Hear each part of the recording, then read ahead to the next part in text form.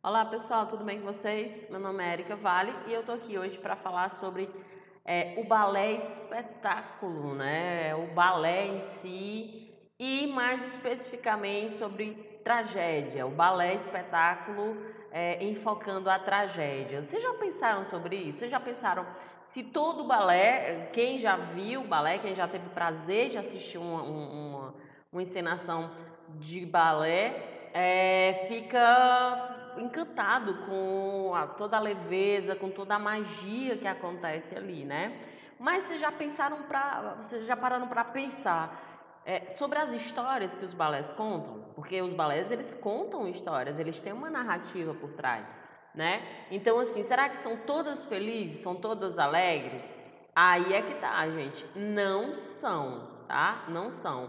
Por isso é que é muito interessante a gente saber um pouquinho como é que se dá todo o processo, certo? Se a partir do entendimento que a dança é uma extensão, é uma expressão dos nossos sentimentos, então a gente pode deduzir que quem está dançando ali tem necessidade de passar algo. Então a pessoa que está dançando, ela está entregue, né?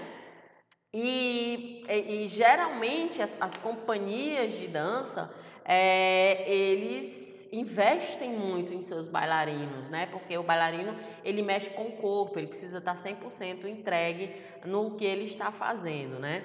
Então, assim, o movimento dos dançarinos, ele é diferente, assim como o movimento dos dançarinos, a entrega, também é diferente nos outros estilos de dança, como o tango e na dança flamenca, certo? Então, assim, todos esses, o tango e a dança flamenca e o balé, eles possuem uma narrativa. O que é uma narrativa, Érica? É uma sequência de ideias, é uma história sendo contada, tá bom? Então, o balé, ele é considerado uma arte cênica que por meio dos movimentos dançados, ele narra uma história, certo? Então, esse foi o primeiro gênero de dança considerado profissional e erudito, certo?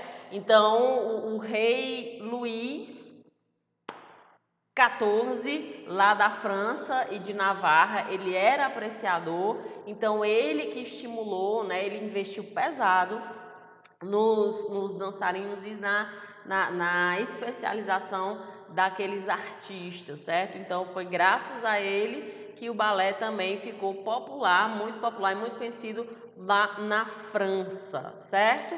Então lá na corte do rei Luís, que surgiu a primeira escola de balé para homens e mulheres, certo? Então, antes só era permitido os homens dançarem, ok? Então, a gente tem aí algumas maneiras de entender as danças. Elas podem ser classificadas conforme a sua origem, entendidas como danças de diferentes nações, né? Como tem a dança brasileira, a dança indiana, a dança francesa, certo? A dança coreana, certo? Por sua função social, como as danças rituais, as danças religiosas, danças popular, de lazer, ou como danças populares, que são aquelas que se destacam pelas características regionais da cultura e de um determinado país, como o carimbó, o próprio forró da gente, né, a dança popular e a dança típica lá da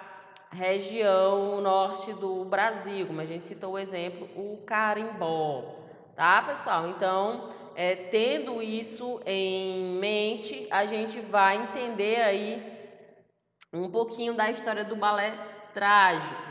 Gente, no balé trágico, a música, os movimentos, os figurinos e o cenário, todos eles contribuem para que o aspecto trágico seja percebido pelo público, né? Então, a dança ela é pensada para trazer toda a tragédia, trazer todo o sofrimento, para o público realmente se emocionar, tá?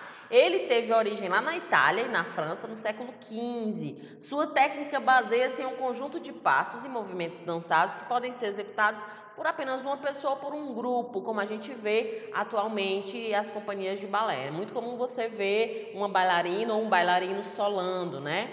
Então, ele fazendo solo, ele fazendo um número sozinho ou então em grupo, tá? A maioria dos balés consiste na reunião de várias artes, que é a dança, a música, as artes visuais, que inclui toda a cenografia, a iluminação e os figurinos, certo? E o espaço, que é o próprio teatro, tá?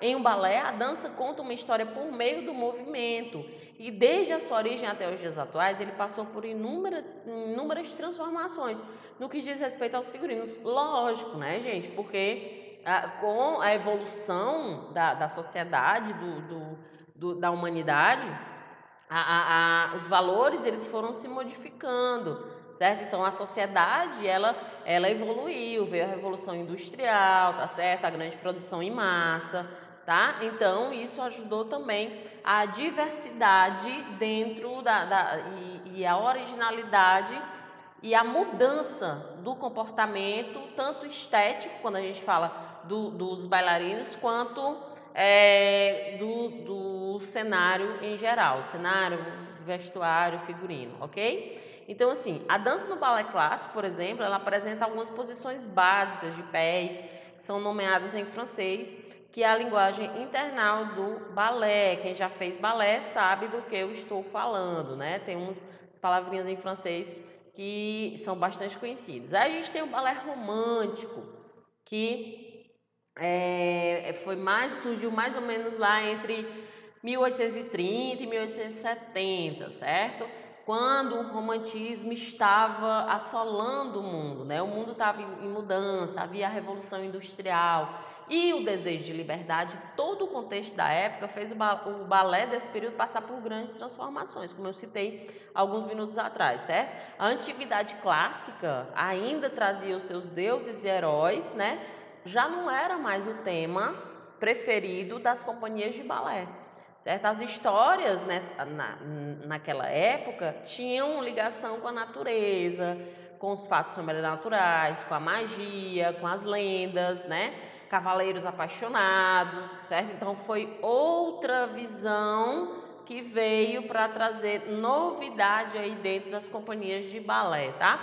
Nesse período, veja bem, nesse período do balé romântico, os coreógrafos, que são aqueles profissionais responsáveis por idealizar os passos da dança, né? E os cenógrafos, que são aqueles profissionais responsáveis por montar os cenários, por idealizar os cenários para os espetáculos, né? Começaram a realizar inúmeros efeitos especiais que ajudavam os bailarinos, né?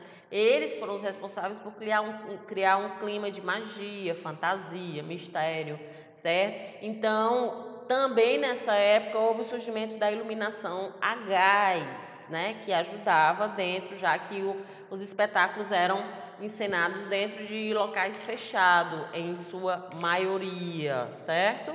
E a gente tem aí alguns artifícios que são usados até hoje, né? As bailarinas, elas eram erguidas por fios de aço, né? Então tinha toda a criação das sapatilhas de ponta se deu nessa época também, tá, pessoal? Então basta que vocês entendam isso daí. O balé tem uns balés muito famosos, umas composições muito famosas, gente. Uma delas foi considerado o primeiro balé romântico, foi o La Sylphide, La Sylphide, com coreografia de Filippo Taglioni e música de Jean Schneescheffler, que estreou em 1832, certo?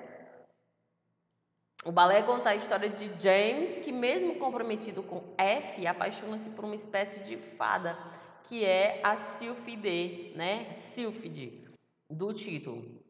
Ao adentrar na floresta em busca da Sylphide, no dia em que seria sua festa de noivado, esse homem, né, o James, depara-se com uma bruxa que lhe oferece um lenço enfeitiçado com o poder de fazer as asas da Sylphide caírem e assim ela apresenta uma semelhança humana. Olha só, ao entregá-lo a Sylphide, suas asas caem, mas ela morre. Sem sua amada e o compromisso rompido, James acaba sozinho, certo? Então a gente tem também o balé Gisele, que teve como idealizadores Vernois de Saint-Georges e Théophile Gautier e Jean Coralie, tá? A bailarina Carlota Grise interpretou Gisele na estreia, tá? É muito famoso esse balé também.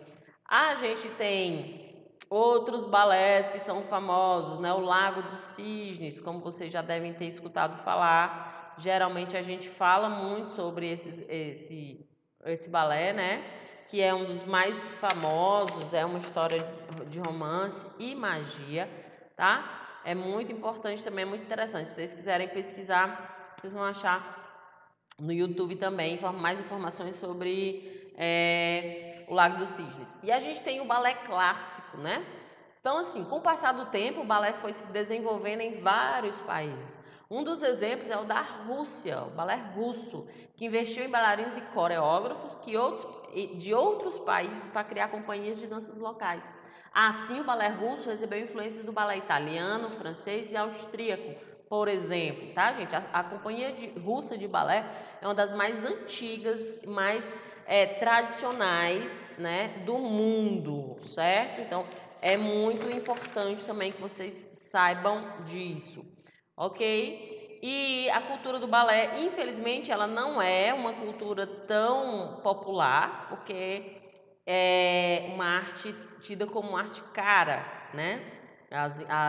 As grandes companhias de balé clássico, elas investem pesado, investem muito dinheiro nas suas produções e aí encarece ao público. Infelizmente, o balé é tido como uma das artes que ela não é tão acessível, mas ainda assim é muito bacana e vale muito a pena ser vista e ser praticada, tá? A gente tem um exemplo aí de Romeu e Julieta, que foi transformado em balé também, tá? É muito bacana as composições de Romeu e Julieta.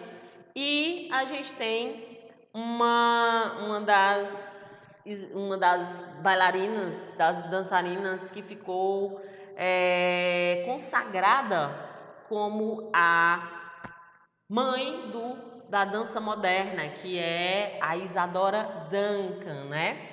A Isadora Duncan, ela começou no balé, né? Ela é uma bailarina no início que se consagrou aí lá no início do século XX. Ela nasceu nos Estados Unidos e apareceu no cenário da dança, revolucionando a arte de dançar. Por quê? Porque ela achava que o balé limitava muito os passos dos dançarinos. Então ela começou a inovar, ela começou a montar alguns espetáculos, algumas peças, com roupas mais largas, né? Ela deixou a sapatilha de lado e começou a dançar de pés descalços, né? Então, assim, ela inaugurou uma dança livre, o que os bailarinos, os dançarinos modernos fazem muito hoje em dia, e que é muito adotado pelos os coreógrafos também, tá certo? Então, a Isadora Duncan, ela foi a grande responsável por criar uma dança mais livre, mais expressiva. Ok, pessoal? Então, um grande abraço, fiquem bem, tchau, tchau.